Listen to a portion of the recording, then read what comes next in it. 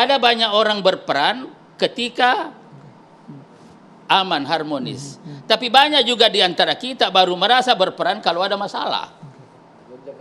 Nah ini kan sebuah, tetapi ini proses demokrasi. Atau begini, mungkin Pak Prabowo-nya nggak apa-apa. Seperti Mas Pipin tadi, kalau sudah kita mau ngegas kata Mas Andri tadi, menggegas setelah pelantikan, semua satu kesatuan. Tidak dibeda-bedakan mana oposisi mana enggak. Yang kata bilang, cuman prakteknya ada orang yang sekitarnya itu mungkin overacting. Olah mengolah tadi itu Mas Tejo. Jadi ini padahal nggak apa-apa, Pak Prabowo nggak apa-apa sama ini. Pasin. Tapi di ininya supaya Pak Prabowo nggak kesini gitu loh. Pembisik. Nah itu gimana menghindari itu? Contoh yang paling konkret, saya nggak ada problem sama Pak Jokowi. Cuman sering ngeritik iya, tapi seperti Pak Agung Gumelar bilang kritik tidak dari kebencian, tapi karena saya suka negeri ini. Oke. Pak Prabowo datang saya mantu, Pak Prabowo enggak, Pak Jokowi datang saya mantu. Tapi Sujiwo Tejo enggak divaksin waktu istana bikin. Kalau enggak, saya enggak divaksin loh, vaksin di AstraZeneca, di Galeri Nasional, seniman-seniman budayawan Jakarta Medan Merdeka. Dalam istana yang ngadain. Saya enggak, gimana yo? Sujiwo Tejo bukannya saya merasa besar enggak di kalau akhirnya 3 hari kemudian saya diundang Dewan Pers untuk vaksin saya. Dewan Pers yang, kalau enggak saya sudah mati mungkin sekarang. Gitu. Artinya apa? Nah, bagaimana menghindari lingkaran-lingkaran gitu? Saya yakin Pak Jokowi enggak ada masalah. Tapi lingkarannya jangan untuk nyenangin Pak Jokowi. Berarti yang ganggu dari dalam Mbah Tejo maksudnya? Yang ganggu dari dalam. Katanya kalau berbangsa dalam stadion harusnya sama dong. Mau Tejo itu suka ngeritik, mau udah tetap vaksin aja. Jangan karena dia suka ngeritik nggak divaksin. Jadi Mas Tejo, Mas kalau nggak ada Dewan Pers aku udah mati. Serius. Ini gimana ngatasin ini? Jadi gini dulu, saya ingin tuntaskan dulu Mas Tejo. Jadi secara konstitusional, secara konseptual, jadi pernyataan Pak Prabowo yang terakhir di PAN itu setelah ada kaitan dengan politik praktis. Itu yang dikatakan Mas Tejo tadi. Sudah ada olah mengolah. Nah, olah mengolah ini ada di mana? Kan ini kan sebenarnya itu yang saya katakan tadi, ada banyak orang yang berperan ketika ada masalah maka bikin masalah. Ini loh. Tetapi ada juga orang yang bisa berperan ketika harmonis, dan biasanya orang berperan dalam situasi yang harmonis itu konsep. Bukan olah mengolah Mas Ciko. Nah, saya kira memang ini perlu ditingkatkan. Jadi kita kembali kepada ajakan Pak Prabowo bahwa politik gagasan, mengedepankan konsep siapapun. Nah, bagian daripada perdebatan konseptual itu ada sikap kritis. Olah mengolahnya di timing yang tidak tepat tapi Bang Idrus Marham sepertinya. Tapi kan begini, kan ini kan sudah dilakukan tahapan-tahapan yang ada Mas Andro.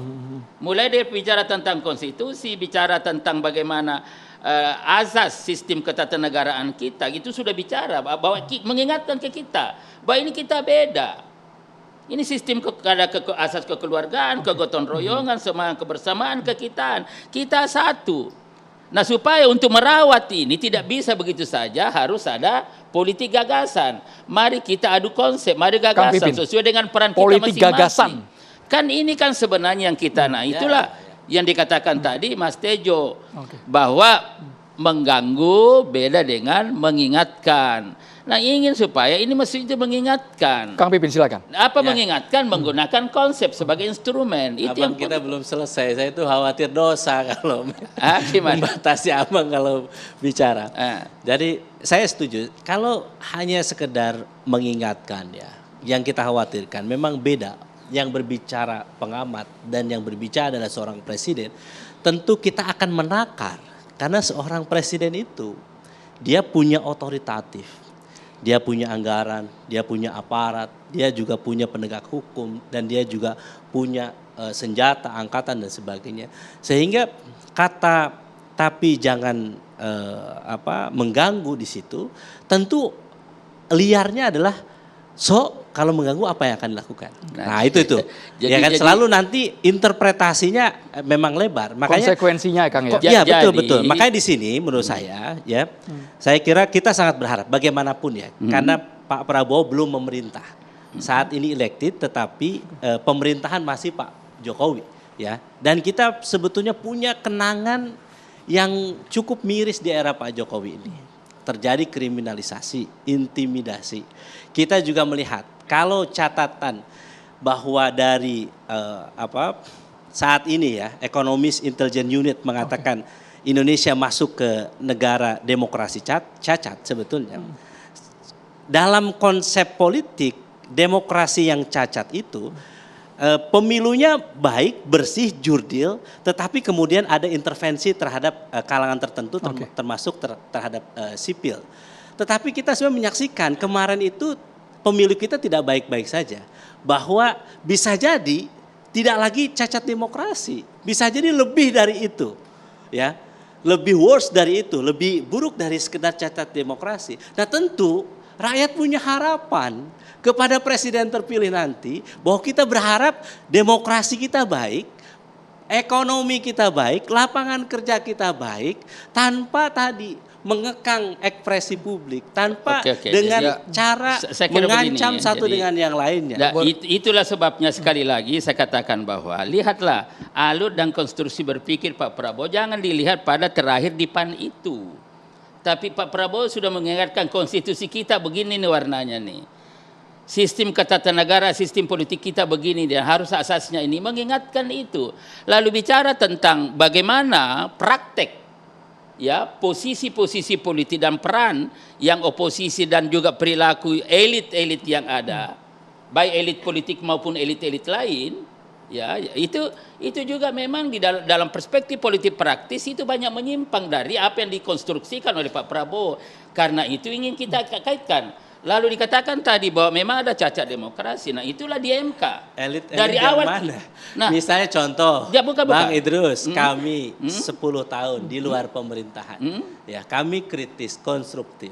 Ya, di luar pemerintahan. Tidak melakukan sesuatu yang dianggap mungkin mensabotase sebuah kebijakan.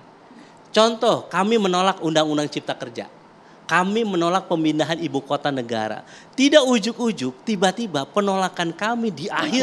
Misalnya dalam pengambilan keputusan. Jadi saya kira di sini kita tidak misalnya PKS ya. Tanpa melakukan rasionalisasi pembahasan pembahasan pasal per pasal dalam mengkritik kebijakan pemerintah. Jadi ini bukan. Jadi menurut saya masih jadi kecurigaan Bang Idrus terhadap para elit ini adalah ini secara umum dan tadi kan sudah sepakat tidak ditujukan kepada PDIP, tidak kepada PKS.